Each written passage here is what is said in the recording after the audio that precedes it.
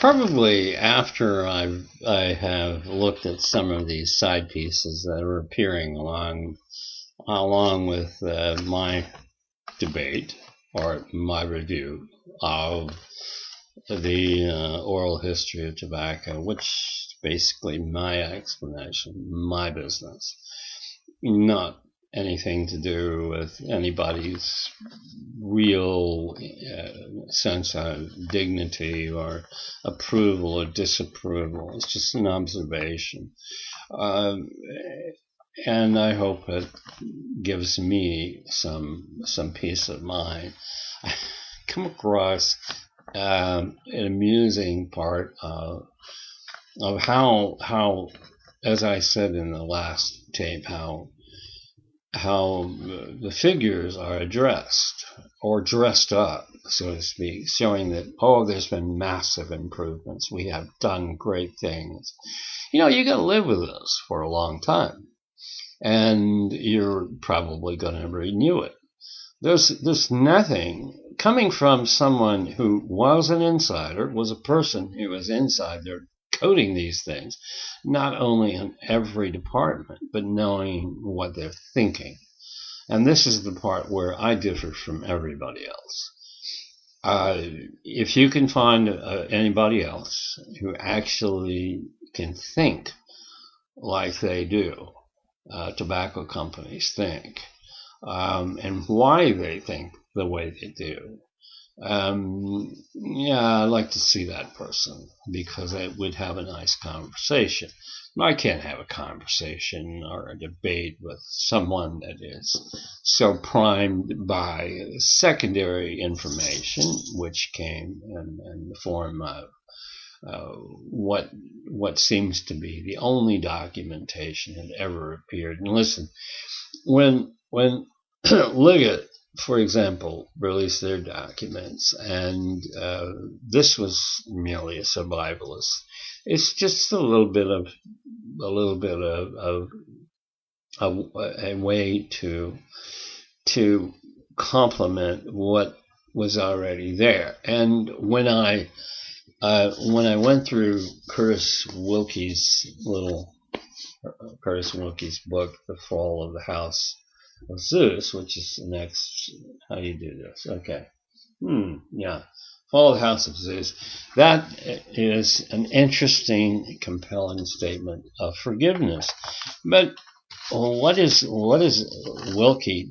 What is Wilkie's status of a journalist when he can't fact check the amount of documents that were streaming in that gave credibility to Dick Scruggs and Mike Moore's and Ron Motley's appearance on the negotiation stage, not the lawsuits, because they had no intention of doing that.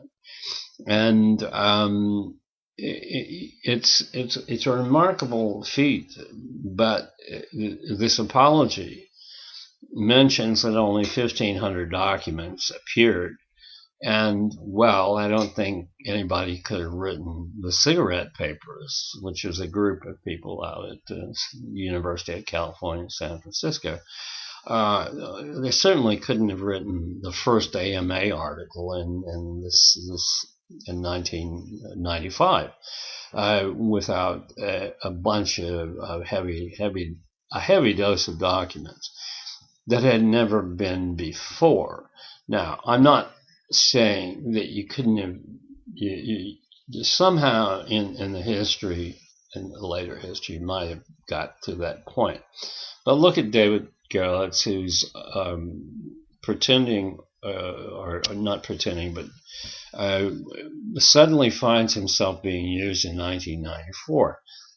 I've heard this and read this, and I saw it just recently, and have no real interest in it, but I do recall that the tobacco company's leadership would do anything whatsoever in 1994 in order to accomplish their end. And certainly during the crisis of trying to get everything put together and get the tobacco companies, advocates, anti-tobacco, whatever they were called, back together Matt Myers and Mike Moore and these other basic con artists that produce what is America's greatest nightmare. These are people that are now, in my mind, not only people who disregard the concept of being angry at tobacco, but to try to extend your wings and go out and do something with a compelling reason. There's very little reason left. There's a lot of killing going on, and it seems to me that profiteering is basically the thing that comes out of that master settlement agreement, and always will be the blessing that we have left behind.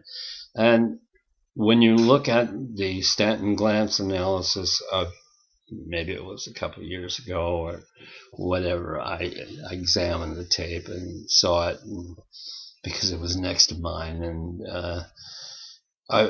I'm compelled to say, don't you know that things are going to change? And surely you had some input. I mean, obviously you know that if you give money to states, they're going to use it. They're going to use it the way they want to. And you should have seen the foreseeability of every 2 years as the guard changes. Every 4 years or so, you get a new Mike Moore. You get the Don Hood down in Mississippi. You get a whatever in Alabama, and in Washington State, you get something else, or it just changes. And you should have foreseen this. You should have known this was going to happen.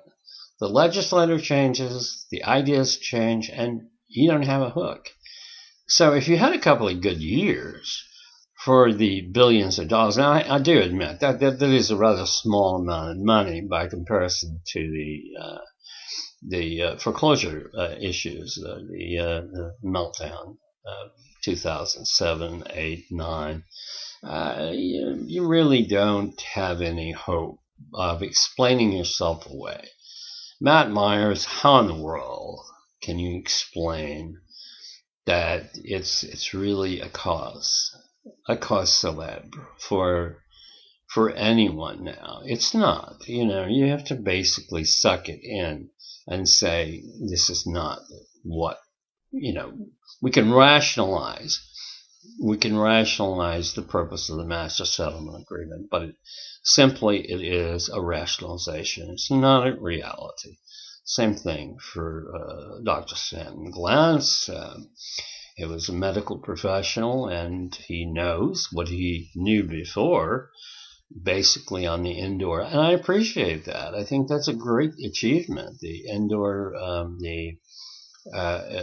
act of preventing or disallowing smoking environments where they did impede on the people who came into restaurants and in bars and so forth.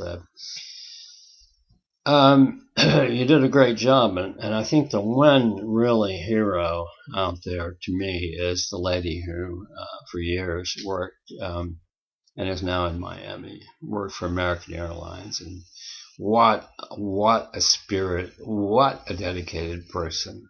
And I understand that John Banzoff was not very helpful until the very, very last moment, but for 30 years, this lady, I think it's, she has a whole section now. I think that's great. I think that's wonderful. What you did, how you did it, how long you were involved in it. It came from honesty and devotion, and grown into the airline stewardesses. And this was a more remarkable achievement. So to you, and the stewardesses who are under the Rosenblatt.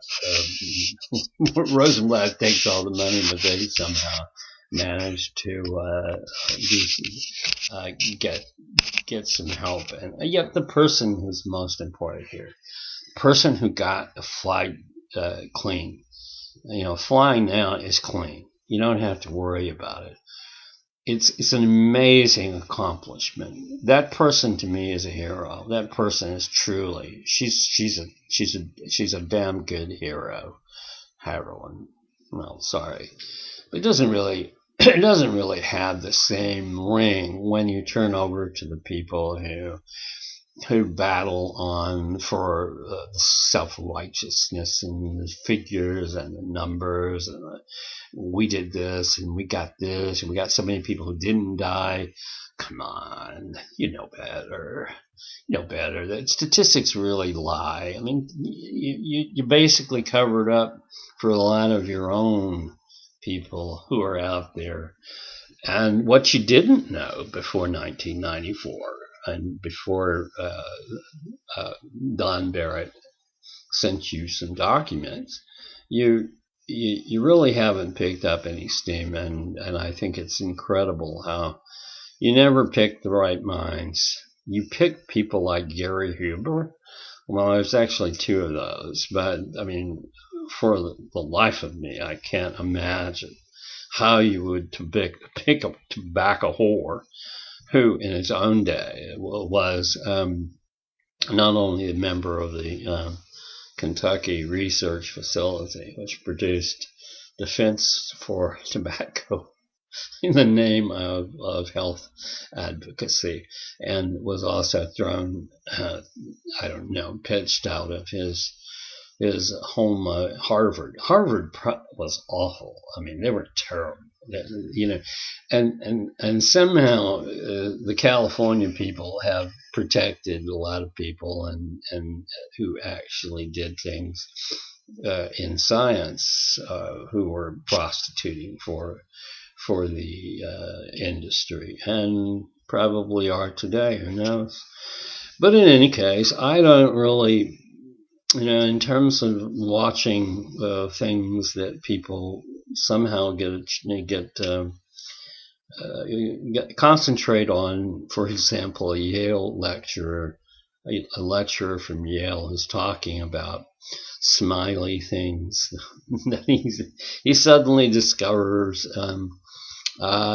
which were so obvious when they were so obvious, and it's just another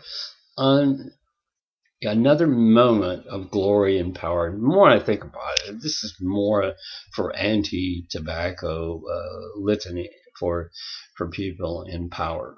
So that's how I feel in terms of regressing to the 1998, 1999 settlement. I'll have a lot to say about who did that, why they did it. But for the moment, just to settle with David Gerlich, I think that's the name you pronounce, who was at one time a spokesperson. I certainly see that as a point, and to some extent, there is a bit of an apology from Stanton Glantz, but not really a big one. He sees hope. Look, you should have known when you started this that this was all about money. And that's been said, and I've heard it. But when you contribute to courses by idiots from Yale who are going to tell you the same thing that you should have known and repeat the same lines about how pesticides in their pyrolytic stage actually change, or maybe they don't, and the increased role in understanding how naive advertising and target marketing to children 12 and 15. Listen, this is all garbage, and I think David Gerlich, I agree with you in terms of your. I don't know why you ever did it, because it really wasn't doing any good. And from the inside to now, I'm you have to feel as badly as I do about this. But nevertheless, for the other people, they're making their own decision about what it meant and the money, basically. No.